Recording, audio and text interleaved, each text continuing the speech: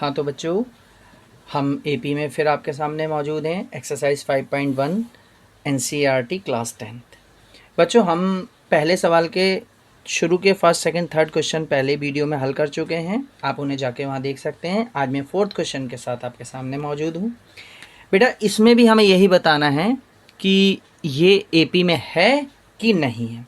Question क्या दिया है हमें कि खाते में प्रत्येक वर्ष का मिश्रधन आप जानते होंगे, जब हम मूलधन पे सारा ब्याज जोड़ देते हैं उसे हम मिश्रधन कहते हैं।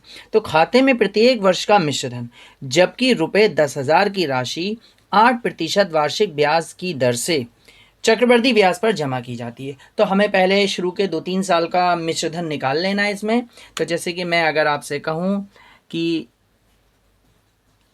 इसमें आपको मूलधन कितना दिया है बेटा, रुपए 10,000। ठीक, आपको जो दर दे रखी है वो दे रखी है 8% वार्षिक, है ना। और समय समय हम एक एक साल खुद ही निकालते जाएंगे, पहले वर्ष का, फिर 2 सालों का, फिर 3 वर्ष का, इस तरीके से। तो अगर मैं, अच्छा, आपको यहाँ पे ये बात क्लियर होनी चाहिए कि जो मिश्रधन निकालने का बेटा जो फार्मूला होता है वो होता है ए। मिश्रधन को ए से रिप्रेजेंट करते हैं, P within bracket 1 plus R, R आपकी दर आ गई, बटे 100 की पावर एन, और ये एन जो है वो समय को रिप्रेजेंट कर रहा है, ठीक है ना। तो अब हमें इस फार्मूले को बार बार लेके चलना है। तो जैसे मैं एक वर्ष का मिश्रधन, अब बेटा मैं एक वर्ष का मिश्रधन निकालूंगा तो उसे मैं A1 यहीं पे नाम दे दे रहा हूं, है ना। तो A1 क्या है, P। अब यही फार्मूला इस्तेमाल कर रहा हूं मैं, बार बार फार्मूला नहीं लिखता हूं, तो मैं डायरेक्ट लिखता हूं। P हमारे लिए क्या है, 10,000, ब्रैकेट में 1 प्लस आर, आर कितना, 8/100 की पावर एन, और एन क्योंकि पहले वर्ष का ही है यानी एक वर्ष है तो यहाँ पे एक आ जाएगा, ठीक है ना। अगर आप इसे सॉल्व करेंगे तो ये आता है 10,000, ब्रैकेट में 100 की 1 से आप मल्टीप्लाई कीजिए, 100 ही कम 100, और 100 में 8 जोड़ेंगे तो कितना आ जाएगा, 108 बटे 100 की पावर 1। पावर 1 का मतलब बेटा है कि ये एक ही बार लिखा हुआ है, इसे सीधे सीधे कैलकुलेट करें, 2 जीरो से 2 जीरो कैंसिल हो जाएंगे, तो यहाँ बचेगा, यह मैं करके दिखाई देता हूँ, 108 बटे 100, 2 जीरो से 2 जीरो ये कैंसिल हो गए। अब आप 108 की जब इससे गुणा करेंगे तो सीधे सीधे आ गया रुपए 10800, ठीक है। ये आपका A1 निकल आया, ठीक है। इसी तरीके से अब अगर मैं कहूं 2 वर्ष का मिश्रधन,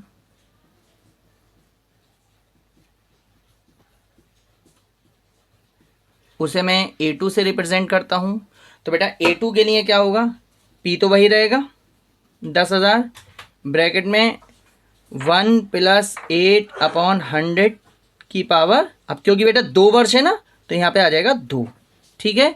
तो मैं 100 कम 100 और 8 108 हो जाएगा, यानी 10,000 इंटू 108 बटे 100 इंटू 108 बटे 100। ये आपको पता होगी कि कोई भी चीज़ पे जितनी पावर लगी होती है वो उतनी बार रिपीट हो जाती है। ये आप समझ पा रहे हैं ना, 100 कम 100, 100 में 8 जोड़ दिया, ये 108 बटे 100 आ गया, ठीक है।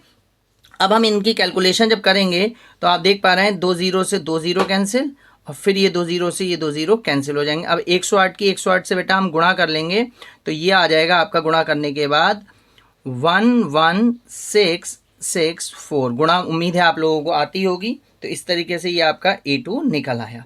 बेटा हमें A3 और निकालना है ना, 3 तो होने ही चाहिए हम पे। तो हम लिखते हैं तीसरे वर्ष का मिश्रधन,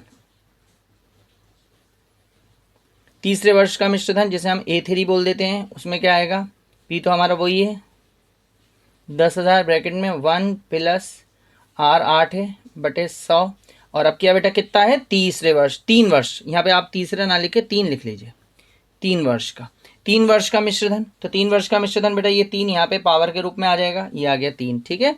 अब आप इसे कैलकुलेट करेंगे तो ये हो जाएगा 10,000 इंटू 100 कम 100 और 8 108 बटे 100 को हम कितनी बार लिखेंगे बेटा, 3 बार, 108 बटे 100 इंटू 108/100 इंटू 108/100। ठीक है। अब जब हम इन्हें कैलकुलेट करेंगे तो देखो 2 0 से 2 0 कैंसिल, फिर 2 0 से 2 0 कैंसिल, और इस 100 से ये जो है 2 टाइम, देखो 2 0 थे ना, 2 के बाद पॉइंट आ जाएगा तो 1.08 आ जाएगा। ठीक है, तो 108, 108 और 1.08, ये आपके 3 संख्याएं आ गई। इन तीनों की जब हम गुणा करेंगे वो हमारा A3 आ जाएगा। ठीक है, और इनकी गुणा आएगी 12597.12। बेटा आप गुणा करके देख लीजिएगा, समय का अभाव के कारण मैं इसे डायरेक्ट लिख देता हूं। तो ये आपका इतने रुपए आ गया, ये A3 हो गया आपका। ठीक है, इतने रुपए। तो अब आपके पास A1 है, आपके पास A2 है, आपके पास A3 है। ठीक है, तो अब मैं यहाँ पे देखता हूँ कि ये AP है कि नहीं है। तो उसके लिए मुझे क्या करना पड़ेगा, मैं कहूँ A2 माइनस A1।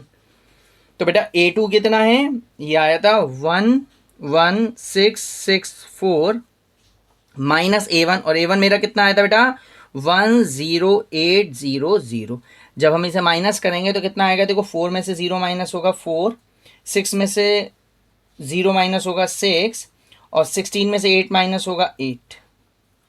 कितना आ गया, हमारा आ गया 864 रुपये।